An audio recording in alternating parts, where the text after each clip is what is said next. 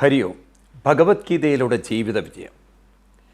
ഈ വിജയം നമുക്ക് ഓരോരുത്തർക്കും അവകാശപ്പെട്ടതാണ്. അതിനുവേണ്ടി നാം പ്രവർത്തിക്കണം, പ്രയത്നിക്കണം.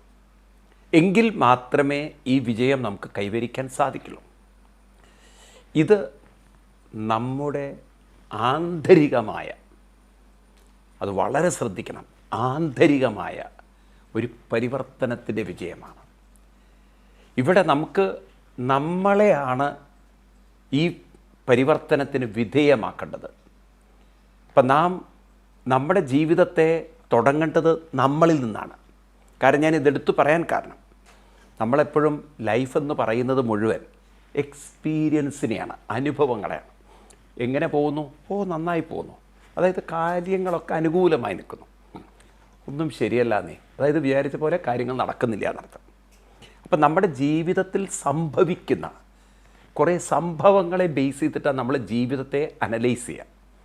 പക്ഷേ എവിടെയാണത് സംഭവിക്കുന്നത് നമ്മൾ ശ്രദ്ധിക്കണ്ടേ? ഒരു സ്ക്രീൻ ഉണ്ടെങ്കിലല്ലേ സിനിമയുള്ളൂ. നാം സിനിമ കണ്ട് പോകുമ്പോൾ ആ സ്ക്രീൻ എന്നൊരു സപ്പോർട്ടില്ല എങ്കിൽ എന്ത് സിനിമയാണ് നമ്മൾ കാണുക?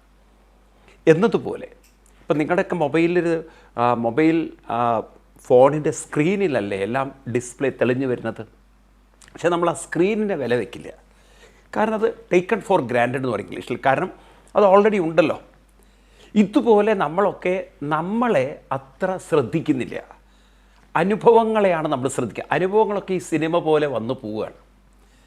അപ്പോൾ എവിടെയാണത് വന്നു പോകുന്നത്? എന്നിലാണ്. ഞാനാരാണ്? ഊർജമാണ്. മറക്കരുത്. കാരണം ഈ ശരീരം ഒരു കട്ട പിടിച്ചിരിക്കുകയാണ്. ഊർജം കട്ട പിടിച്ചതാണ്. ഞാൻ പറയുന്നത് നിങ്ങൾക്ക് മനസ്സിലാവുന്നുണ്ട്. ഇതൊരു മാസ്. അതായത് ഹൈഡ്രജനും ഓക്സിജനും നമുക്ക് കണ്ണുകൊണ്ട് കാണാൻ പറ്റില്ല. അത് ചേർന്നതാണ് വെള്ളം. അത് സോളിഡായാൽ ഐസ്. ഇതുപോലെ നമ്മുടെ ശരീരം ഇലക്ട്രോണും ന്യൂട്രോണും പ്രോട്ടോണും ഇതെല്ലാം സോളിഡായതാണ് ശരീരം. എന്നാൽ നാം ആ ഒരു ഊർജ്ജത്തിൽ ഒതുങ്ങി നിൽക്കില്ല. ആ ഊർജ്ജത്തെ പോലും അറിയാൻ സാധിക്കുന്ന മറ്റൊരു ഊർജ്ജം, അതാണ് ബോധ ഊർജ്ജം. ആ ബോധ ഊർജ്ജത്തിലാണ് ഇതൊക്കെ നമ്മൾ അറിയുന്നത്, കാണുന്നത്, അനുഭവിക്കുന്നത്. ബോധം ഉണ്ടെങ്കിലേ നമുക്ക് അനുഭവങ്ങളുള്ളൂ. പക്ഷെ നമ്മൾ ബോധത്തെ അനുഭവത്തെ ഒരുമിച്ച് ചേർത്തു. ബോധത്തെ മറന്നു, അനുഭവത്തിന് പ്രാധാന്യം കൊടുത്തു. അതുകൊണ്ട് എന്തുണ്ടായി? ഈ ബോധത്തിലാണ് ഇതെല്ലാം വന്ന് നിന്ന് പോകുന്നതെന്ന സത്യം നമ്മൾ മറന്നു. എന്നാൽ ഈ ബോധമാണെങ്കിലോ സ്വതന്ത്രമാണ്, ഫ്രീഡം. അത് നാം അറിയുന്നില്ല. അതുകൊണ്ട് ഇതിൻ്റെ സ്വാതന്ത്ര്യമുള്ളത് കൊണ്ട് ഈ ബോധത്തെ നമുക്ക് എങ്ങോട്ട് വേണമെങ്കിലും, ഒരു കാർ ഡ്രൈവർ എപ്രകാരമാണോ വണ്ടി ട്രാഫിക്കുകളിൽ നിന്നൊക്കെ മാറ്റി കൊണ്ടുപോകുന്നത്, അല്ലെങ്കിൽ അതിനൊക്കെ കവർ ചെയ്ത് കൊണ്ടുപോകുന്നത്, ഇതുപോലെ നമ്മുടെ ബോധത്തിന് നമ്മളെ ഉയർത്താൻ കഴിയുമെന്ന കാര്യം നമ്മൾ മറന്നു. ഇപ്പം നമുക്ക് പല ജീവിത പ്രശ്നങ്ങളും വരുമ്പോൾ ആ അനുഭവത്തിന് പ്രാധാന്യം കൊടുത്ത്, ആ ചിന്തകൾക്ക് പ്രാധാന്യം കൊടുത്ത് നമ്മളതിലങ്ങനെ കുരുങ്ങിപ്പോയി. അതുകൊണ്ട് ഒരു ദുഃഖിയായ ആൾ ദുഃഖിയാണ്. ക്രോധത്തിന് വിധേയനായവൻ ക്രോധിയാണ്. അസൂയ കൊണ്ട് നടക്കുന്നത് എന്നും അസൂയയിലാണ്. അതുകൊണ്ടാണ് നമ്മൾ പറയുക, ചുട്ടയിലെ ശീലം ചുടല വരെ. ഈ കള്ളുപാത്രം എത്ര കഴുകിയാലും വൃത്തിയാവില്ല, അതിൻ്റെ ദുർഗന്ധം വിട്ടുപോവില്ല. കാരണം അവരുടെ ആ മനസ്സ് കുറേ കാലമായിട്ട് ആ സ്വഭാവത്തിൽ ചേർന്ന് പോയി. എന്നാൽ ഈ സ്വഭാവം എവിടെയാണ്? ആരിലാണ്? ആ ബോധത്തിന് സ്വാതന്ത്ര്യമുണ്ടോ എന്നൊന്നും നമ്മൾ അന്വേഷിക്കുന്നില്ല. ഇവിടെ നാം ആ ഒരു തിരിച്ചറിവ് കെട്ടിക്കഴിഞ്ഞാൽ ഇനി നാം പതുക്കെ ഈ ചിന്തകളിൽ നിന്ന് കരകയറണം. അതിന് ചില സാധനകൾ വേണം. അതാണ് ഗീതയിൽ 3-ാം അധ്യായത്തിൽ 21-ാം ശ്ലോകത്തിൽ പറഞ്ഞ യദ്യഥാചരതി ശ്രേഷ്ഠ. നമ്മൾ ആചരിച്ച് കാണിച്ചു കൊടുക്കുക. അതായത് നമ്മൾ മനസ്സിലാക്കുക. ആദ്യം നമുക്ക് ഇൻറ്റേർണലി നമ്മളൊരു സ്കാനിങ് മെഷീൻ പോലെയാവണം നമ്മൾ തന്നെ. We have to see our self. നമുക്കൊരു ദുഃഖമുണ്ടോ, അതിന് അർത്ഥം ബോധം ഒരു ചിന്തയിൽ കുരുങ്ങിക്കിടക്കണം. ബോധം സ്വതന്ത്രമാണ്, അതിനെ പുറത്തു കൊണ്ടുവരാൻ സാധിക്കും. അപ്പം നമുക്ക് ആ ദുഃഖത്തിൽ നിന്ന് എങ്ങനെ പുറത്ത് കിടക്കാം? ബോധത്തിനെ നാം നല്ല ചിന്തയിലേക്ക് തിരിച്ചു വിടണം. അപ്പം ആ നല്ല ചിന്തയിലേക്ക് നമ്മളെ കണക്ട് ചെയ്യാൻ എളുപ്പത്തിൽ പവർഫുള്ളായിട്ടുള്ള മന്ത്രമാണ് നാമചിന്തകൾ. അതാണ് നമ്മളോട് നാമം ജപിക്കാൻ പറഞ്ഞത്. ഇങ്ങനെ നാമം ജപിക്കുമ്പോൾ ശങ്കരാചാര്യസ്വാമികളും അത് തന്നെ പറഞ്ഞു, ചിത്തസ്യ ശുദ്ധയേ കർമ്മ. ഈ നാമം ജപിക്കുമ്പോൾ ചിത്തശുദ്ധി സംഭവിക്കും. ചിത്തശുദ്ധി പറഞ്ഞാൽ നമുക്ക് നമ്മളെ അലട്ടുന്ന ചിന്തകളോടുള്ള ആ ചേർച്ച, ആ ഒരു സാമ്യത അല്ലെങ്കിൽ ഐഡൻറ്റിഫിക്കേഷൻ അത് ഡിസ്കണക്റ്റ് ആവും. അപ്പം നമ്മുടെ ബോധം ഈ ചിന്തകളിലേക്ക് ആഴ്ന്നിറങ്ങി അതിനെ മുറുകെ പിടിക്കുമ്പോൾ സ്വതന്ത്രമാണ് ബോധമെന്നും അതിനെ മറ്റൊരു ചിന്തയിലേക്ക് തിരിച്ചുവിടാൻ, മറ്റൊരു ചിന്ത മുറുകെ പിടിക്കാനുള്ള കഴിവുണ്ടെന്നും മനസ്സിലാക്കിക്കൊണ്ട് ആ അറിവ് ഉപയോഗിച്ചുകൊണ്ട്, കഴിവുപയോഗിച്ചുകൊണ്ട് നാം നമ്മുടെ ബോധമണ്ഡലത്തെ നല്ല ചിന്തകളിലേക്ക് തിരിച്ചുവിടുമ്പോൾ നിങ്ങൾ നിങ്ങളുടെ ദുഃഖത്തിൽ നിന്ന് മുക്തരാണ്. അത് വിജയമല്ലേ? അതൊരു വലിയ വിജയം തന്നെയാണ് ജീവിതത്തിൽ. അപ്പം ഈ തരത്തിൽ നാം നമ്മുടെ ഉള്ളിലുള്ള ശക്തിയെ അറിഞ്ഞ് മനസ്സിലാക്കി പ്രയോജനപ്പെടുത്തുമ്പോൾ ജീവിതം വിജയിക്കും എന്ന കാര്യത്തിൽ സംശയിക്കേണ്ട. ഇനി നമ്മൾ അങ്ങനെ നമ്മുടെ ജീവിതത്തിൽ മുന്നേറുമ്പോൾ നമ്മളെന്ത് വേണം? നമ്മളെക്കൊണ്ട് മറ്റുള്ളവർക്ക് ഉപകാരമാകുന്നൊരു ജീവിതം. കാരണം എത്ര കണ്ട് ഉപകരിക്കുന്നോ അത്ര കണ്ട് ലോകം നമുക്ക് സ്നേഹം തരും. ഉപകാരമുള്ളവരെയാണ് ലോകം സ്മരിക്കുക, ലോകം സ്നേഹിക്കുക, ലോകം അംഗീകരിക്കുക. അപ്പം നമ്മളെക്കൊണ്ട് സമൂഹത്തിന്, നമ്മുടെ കുടുംബത്തിന് ഒരു ഉപകാരമാവട്ടെ, എന്നെക്കൊണ്ട് എന്താ സഹായം ചെയ്യാൻ പറ്റുക അത് ഞാൻ ചെയ്യാം എന്നുള്ള രൂപത്തിൽ നമ്മൾ അങ്ങനെ 3 കാര്യങ്ങൾ. അറിവ് വേണം, ആ അറിവിനെ കൊണ്ട് നമ്മൾ ഭക്തിയിലേക്ക് ഉയർത്തണം. പിന്നെ നാം സേവനം കൊണ്ട് മറ്റുള്ളവരുടെ സുഖം, സന്തോഷം, സംതൃപ്തി അതൊക്കെ അങ്ങനെ വർദ്ധിപ്പിക്കുമ്പോൾ ഒരു വ്യത്യസ്തമായ വ്യക്തിത്വമായി നാം മാറും. അപ്പോൾ ഇതാണ് നാം ആചരിക്കേണ്ടത്, ഇതാണ് നാം അനുശീലിക്കേണ്ടത്.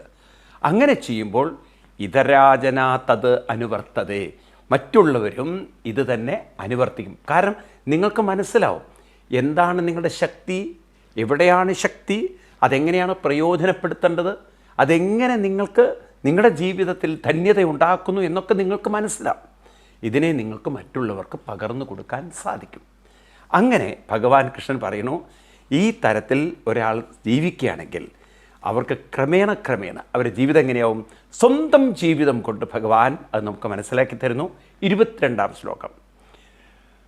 നമേ പാർത്ഥാസ്തി കർത്തവ്യം ത്രിഷു ലോകേഷു കിഞ്ചന നാനവാപ്തമവാപ്തവ്യം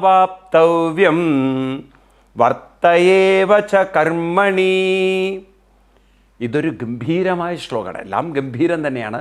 ഇവിടെ ശ്രീകൃഷ്ണ ഭഗവാൻ സ്വന്തം അനുഭവത്തെ എടുത്തു പറയാണ്. നമേ പാർത്ഥ അസ്തി കർത്തവ്യം. ഹേ പാർത്ഥ. കൃഷ്ണൻ അർജുനനെ വളരെ സ്നേഹത്തോടെ വിളിക്കുന്ന പേരാണ് പാർത്ഥ. പാർത്ഥ എന്ന് പറഞ്ഞാൽ, പാർത്ഥൻ എന്ന് പറഞ്ഞാൽ പാർത്തു നോക്കുന്നവൻ എന്നല്ല. പാർത്ഥ എന്ന് പറഞ്ഞാൽ പരമാർത്ഥം അർത്ഥിക്കുന്നവൻ. അതായത് ജീവിതത്തിൽ നന്നാവണം എന്ന് ആഗ്രഹിക്കുക മാത്രമല്ല, അതിനുവേണ്ടി പ്രയത്നിക്കാൻ തയ്യാറുള്ള കരുത്തുള്ളൊരു മനസ്സിൻ്റെ പേരാണ് പാർത്ഥൻ. പരമാർത്ഥം കൈവരിക്കാൻ, അതിനുവേണ്ടി പരമാർത്ഥമായ ജീവിതത്തിലേക്ക് തന്നെ ഉയർത്താൻ യത്നിക്കുന്ന ഒരാളാണ് പാർത്ഥൻ. അപ്പം അങ്ങനെയുള്ള പാർത്ഥനോട് പറയുന്നു, മേ കർത്തവ്യം എന്ന്, എനിക്ക് എന്തെങ്കിലും ചെയ്യേണ്ടതായൊരു കർത്തവ്യം ഇല്ല. വളരെ ശ്രദ്ധിക്കണം ഈ പറയണത്, അല്ലെങ്കിൽ നമ്മൾ തെറ്റിദ്ധരിക്കും. അതായത് നമ്മുടെയൊക്കെ ഒരു ധാരണ, എല്ലാവരും പറയുന്ന ഒരു കാര്യമാണ്, നിങ്ങൾ നിങ്ങളുടെ കടമ ചെയ്യണം, നിങ്ങൾ നിങ്ങളുടെ കർത്തവ്യം ചെയ്യണം, ഇത് നിങ്ങളുടെ കർത്തവ്യമാണ്, ഇത് നിങ്ങളുടെ കടമയാണ്. വാസ്തവത്തിൽ ഈ വാക്കുകളൊക്കെ ഉണ്ടല്ലോ, ഞാൻ എന്നെ സംബന്ധിച്ച് പറയുകയാണെങ്കിൽ തെറ്റാണ്. കാരണം നമ്മുടെ കടമ, നമ്മുടെ കർത്തവ്യം എന്നുള്ള വാക്കുകളല്ല ശരി. കാരണം അതൊക്കെ ഒരു തരം ഞാൻ എന്ന അഹന്തയിലൂന്നിയതാണ്.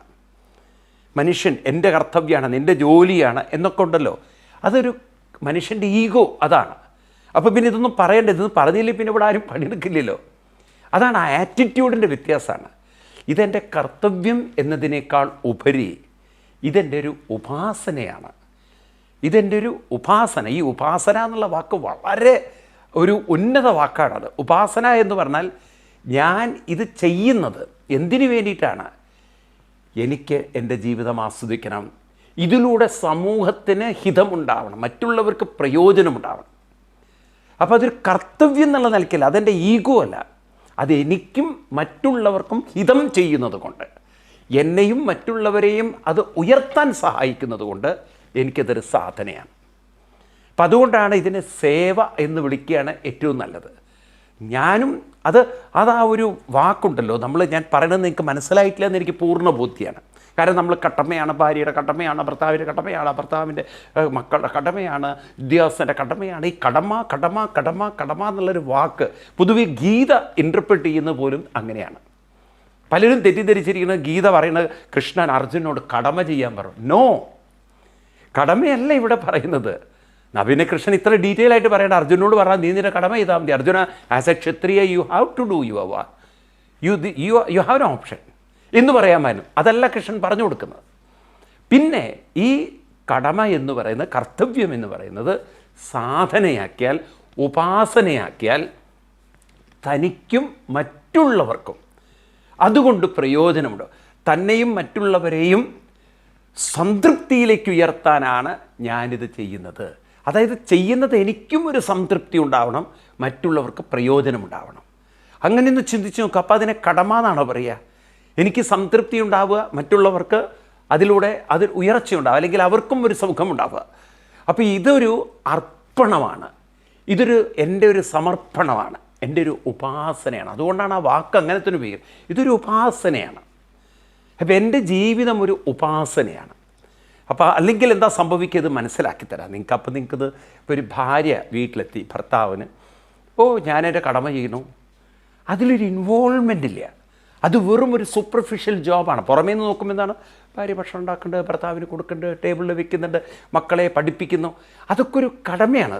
അപ്പോൾ ഒരു ആസ്വാദനമില്ലാത്ത ജീവിതം ദുഃഖമാണ്. ആസ്വാദനമില്ലാത്ത ഏത് കാര്യവും നമ്മൾ യാന്ത്രികമായി ചെയ്യും തോറും നമുക്ക് മടുപ്പും വിരസതയും കുറേ കഴിഞ്ഞാൽ ജീവിതത്തിൽ നിരാശയും കുറ്റബോധവും അവസാനം വരുന്നത് ഡിപ്രഷനാണ്. ഇന്ന് നോക്കൂ, നിങ്ങൾ ഭൂരിപക്ഷ ആളുകളും അവരെ കടമയായിട്ട് ജീവിതം കൊണ്ട് നടക്കുന്നു, അവരെ കർത്തവ്യമായി കൊണ്ട് നടക്കുന്നു. ജോലി കിട്ടി, അതുകൊണ്ട് ഞാൻ എൻ്റെ കടമ ചെയ്യുന്നു. നേരെ മറിച്ച് അത് ആസ്വദിച്ചുകൊണ്ട്, അതിൽ ഇൻവോൾവ് ചെയ്തുകൊണ്ട്, അതിനെ എൻജോയ് ചെയ്തുകൊണ്ട്, അങ്ങനെ തനിക്കും മറ്റുള്ളവർക്കും അതുകൊണ്ടൊരു പ്രയോജനമുണ്ടാവട്ടെ. അപ്പം ആ രീതിയിൽ അങ്ങോട്ട് ഇൻവോൾവ് ചെയ്യുമ്പോൾ സത്യത്തിൽ സമയം കടന്നു പോകുന്ന അറിയില്ല. ജീവിതം അങ്ങനെ ആസ്വദിച്ച് മുന്നോട്ട് പോകാം. എന്തെങ്കിലും കിട്ടിയിട്ട് വേണം തനിക്ക് സന്തോഷമെന്നില്ല. അതൊരു ഭാഗം, അതിൻ്റെ ഒരു അടുത്തൊരു ഭാഗമാണ്. താൻ അപ്പോഴേ സംതൃപ്തനാണ്. കാരണം സമയം കടന്നു പോകുന്ന അറിയുന്നില്ല. അത്ര ആസ്വദിച്ച് സന്തോഷിച്ച് എനിക്കും ഗുണം, മറ്റുള്ളവർക്കും പ്രയോജനം, ഈ രീതിയിൽ ഒരു പോസിറ്റീവ് ആറ്റിറ്റ്യൂഡോട് കൂടിയിട്ട് ഒരു ഉപാസനയായിട്ട് തൻ്റെ കടമ കൊണ്ട് നടക്കുമ്പോൾ, അതൊരു കടമ എന്നുള്ള വാക്ക് ഞാൻ ഉപയോഗിക്കുന്നതെന്ന് വെച്ചാൽ ഒരു ഉപാസനയായിട്ട് തൻ്റെ ഏത് ജോലിയും കൊണ്ട് നടക്കുമ്പോൾ, ആ ജോലി എന്ന് പറയാനാണ്, കൊണ്ട് നടക്കുമ്പോൾ അവിടെയാണ് ജീവിതത്തിൽ എന്തൊരു കൃതാർത്ഥതയായിരിക്കും അവർക്ക്. നിങ്ങളൊന്ന് തന്നെ ആലോചിക്കും, നിങ്ങളുടെ വീട്ടിൽ നിങ്ങൾ വളരെ ഇൻവോൾവ് ചെയ്തിട്ട് ഓരോ കാര്യങ്ങൾ അങ്ങനെ ചെയ്യണം. മറ്റുള്ളവർക്ക് അതുകൊണ്ട് പ്രയോജനം ഉണ്ടോ എന്നുള്ളതിനേക്കാൾ നിങ്ങളതിൽ എത്ര ഇൻവോൾവ് ആണെന്നുള്ള. ഇപ്പോൾ നിങ്ങളതങ്ങനെ ആസ്വദിച്ച് അങ്ങനെ എൻജോയ് ചെയ്ത് അങ്ങനെ സമയം കടന്നു പോകുന്നത് പോലും അറിയാതെ നിങ്ങളുടെ ജീവിതം കൊണ്ടു നടക്കുമ്പോൾ അവിടെയാണ് ജീവിതം ജീവിച്ചു എന്നതിൻ്റെ കൃതാർത്ഥത നിങ്ങൾക്കുള്ളത്. അല്ലെങ്കിൽ കണക്കുകൂട്ടലാണ്, നാളെ എൻ്റെ ജീവിതം ഇന്നതൊക്കെ അങ്ങോട്ട് തീർത്ത് എന്നിട്ട് വേണം ഞായറാഴ്ച ഒന്ന് പുറത്ത് പോയിട്ട് റെസ്റ്റ് എടുക്കാൻ, അല്ലെങ്കിൽ ഒന്ന് പാർക്കിൽ പോയിട്ടിരിക്കാൻ, അല്ലെങ്കിൽ ബീച്ചിൽ പോയിട്ടിരിക്കാൻ.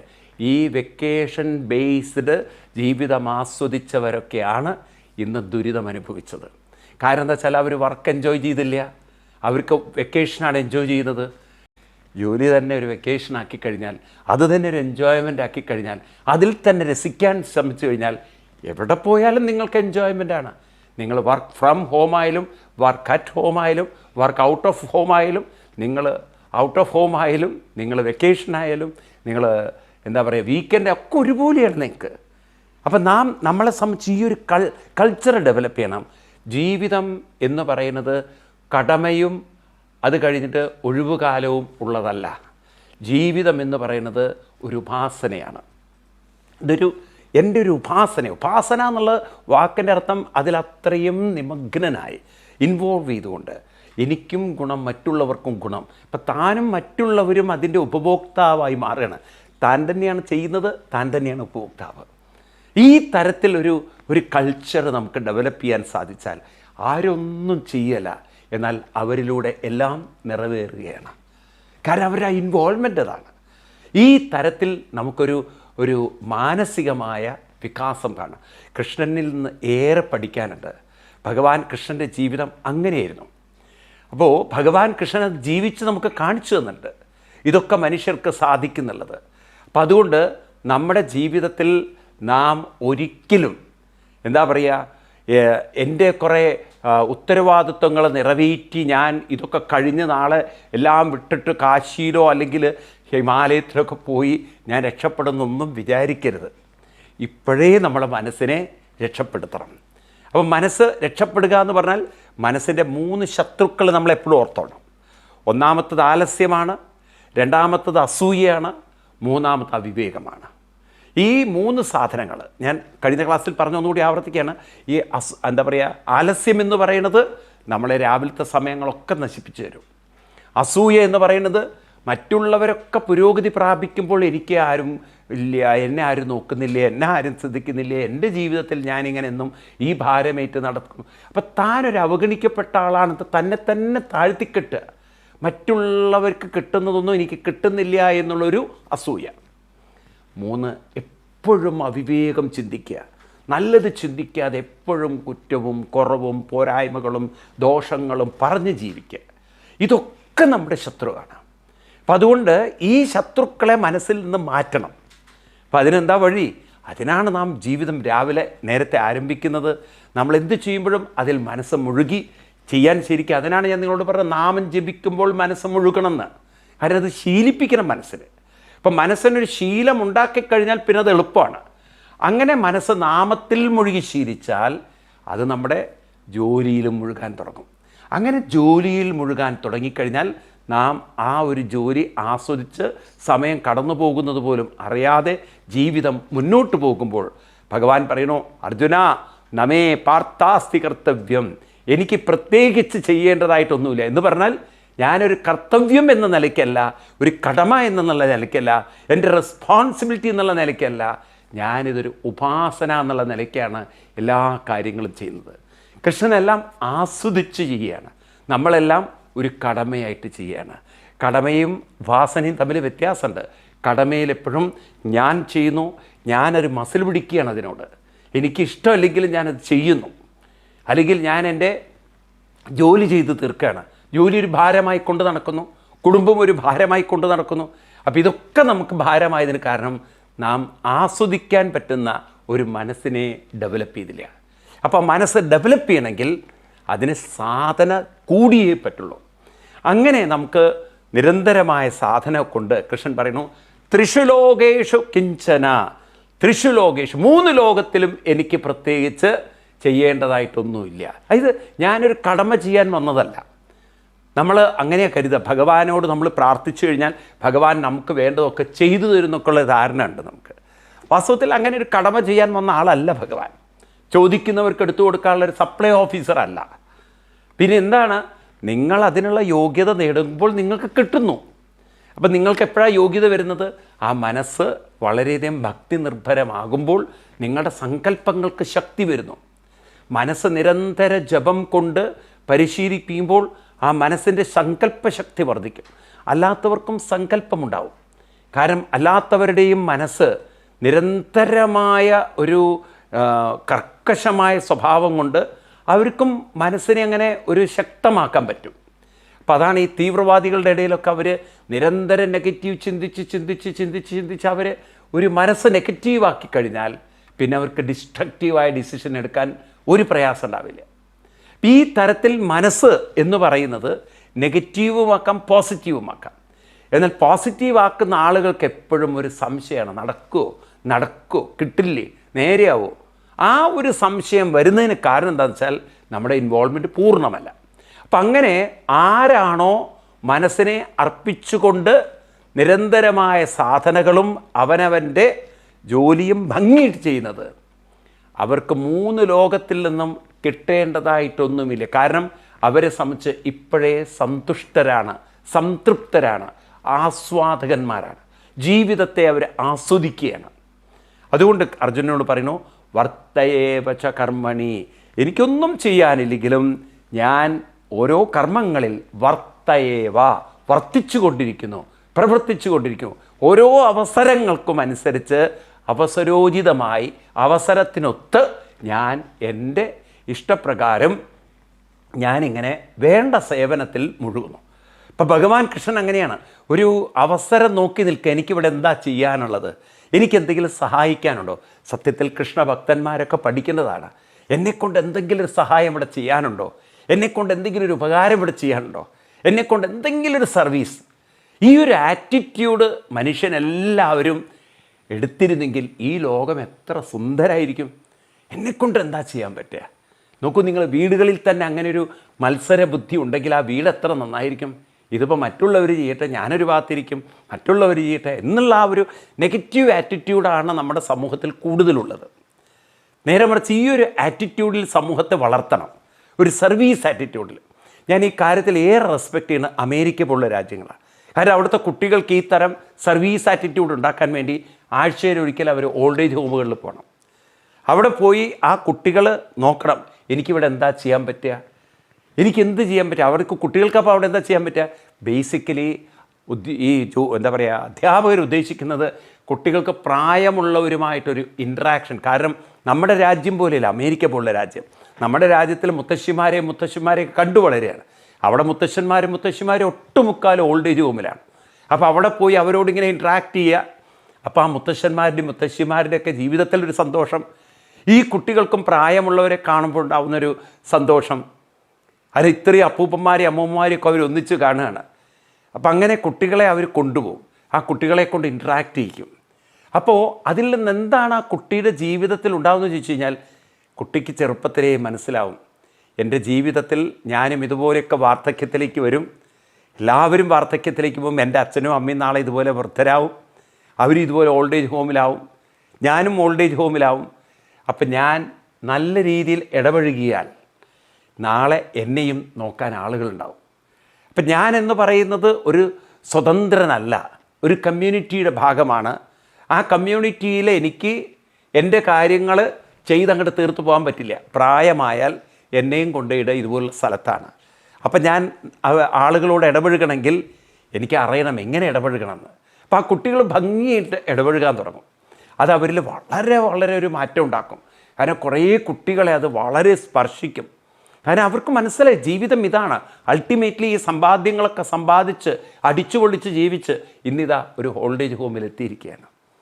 ഇതാണ് നമ്മളൊക്കെ ജീവിതത്തിൽ നമ്മൾ മനസ്സിലാക്കേണ്ടത്. അതുകൊണ്ട് ഭഗവാൻ പറയുന്നു, അർജുന, നമ്മളെല്ലാവരും ഈ ഭൂമിയിൽ വന്നിരിക്കുന്നത് നമ്മളെ വികസിപ്പിക്കാനും കൈകോർത്ത് മറ്റുള്ളവരെ ഉയർത്താനാണ്. അതെപ്പോഴും മറക്കരുത് നിങ്ങൾ. ആത്മനോ അവനവന് മോക്ഷം, അവനവന് മുക്തി കിട്ടണം, അവനവൻ്റെ ദുഃഖദുരിതത്തിന് മറ്റുള്ളവർക്ക് ഹിതം ചെയ്യുക, ആരെയും നശിപ്പിക്കാനല്ല. നമുക്കങ്ങനെ ഡിസ്ട്രക്റ്റീവ് മൈൻഡേ ഇല്ല. അതാണ് ഞാൻ നിങ്ങളോട് പറഞ്ഞു, ഭാരതം ഏറ്റവും കൂടുതൽ റെസ്പെക്റ്റ് ചെയ്യപ്പെട്ടത്. ഇന്ന് വിദേശ രാജ്യങ്ങളിൽ പോലും ഭാരതത്തെ കേൾക്കുമ്പോൾ അവർ ശിരസ് കുനിക്കുന്നു. കാരണം നമ്മൾ കൈപിടിച്ചുയർത്തുന്ന രാജ്യമാണ്, ആരെയും നശിപ്പിക്കുന്ന രാജ്യമല്ല. ഇവിടെ നശിപ്പിക്കാനുള്ളൊരു ബോംബ് ഇവിടെ ഉണ്ടാക്കുന്നില്ല, നശിപ്പിക്കാനുള്ള ആയുധങ്ങൾ ഉണ്ടാക്കുന്നില്ല. ഇവിടെ എല്ലാവരെയും സ്വീകരിക്കുകയും കൈകോർക്കുകയും ചെയ്യുന്നൊരു സംസ്കാരം, അതാണ് ഹിന്ദു സംസ്കാരം. അതുകൊണ്ടാണ് ലോകത്തിൽ ഏറ്റവും പ്രാചീനമുള്ള ഒരു മതം ഇന്നും ഹിന്ദു മതമായി നിൽക്കുന്നത്. നിങ്ങൾ നോക്കൂ, ബാബിലോണിയൻ സംസ്കാരം, ഈജിപ്ഷ്യൻ സംസ്കാരം, നിങ്ങൾ കേട്ടിട്ടുള്ള മമ്മീസ്, ഇതൊക്കെ വന്നിട്ട് ഒരു 4000 വർഷങ്ങളൊക്കെ ആയിട്ടുള്ളൂ.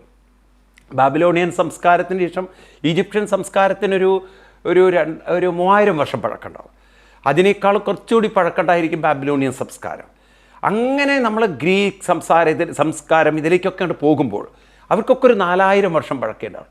5000-ലധികം വർഷം, 5000 എന്നുള്ളത് വെറും നമ്മളൊരു കണക്കാണ്, 10000-ലധികം വർഷം ചരിത്രത്തിൻ്റെ പഴക്കം ഒരു സംസ്കാരമാണ് ഭാരതത്തിൽ ഹിന്ദു സംസ്കാരം. ഇത്രയും പഴക്കമുള്ളൊരു സംസ്കാരം ലോകത്തിലില്ല. എന്നിട്ടും ഈ സംസ്കാരം എന്തേ നിലനിന്നത്? കാരണം അതിൻ്റെ ആ ഒരു സമീപനം, തൻ്റെയും സമൂഹത്തിൻ്റെയും ഉയർച്ച, എല്ലാവരെയും അഭ്യുന്നതി, എല്ലാവരുടെയും ശ്രേയസ്സാണ്.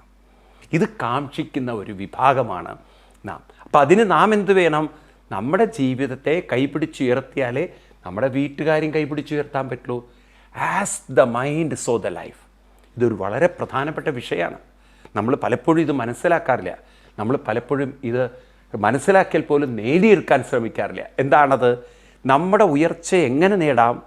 നമുക്ക് എങ്ങനെ മറ്റുള്ളവരെ കൈപിടിച്ചുയർത്താം, അതിനെന്ത് സമീപനമാണ് നമ്മൾ ചെയ്യേണ്ടത്. അപ്പം നാം നമ്മൾ മറ്റൊരാളെ കൈപിടിച്ചുയർത്തണമെങ്കിൽ നാം സ്വയം ഉയർന്നിരിക്കണം. അല്ലെങ്കിൽ കുറേ കഴിഞ്ഞാൽ ഫ്രസ്ട്രേഷൻ വരും, നമുക്ക് മാനസികമായ വലിയ വിഷമം വരും. അതെന്താ വിഷമം വരാൻ കാരണം?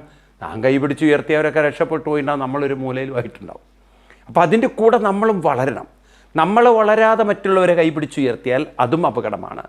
മറ്റുള്ളവരെ കൈപിടിച്ചുയർത്താതെ നമ്മൾ വളർന്നാൽ അതും മോശമാണ്. ഇത് രണ്ടും സമന്വയിപ്പിക്കണം.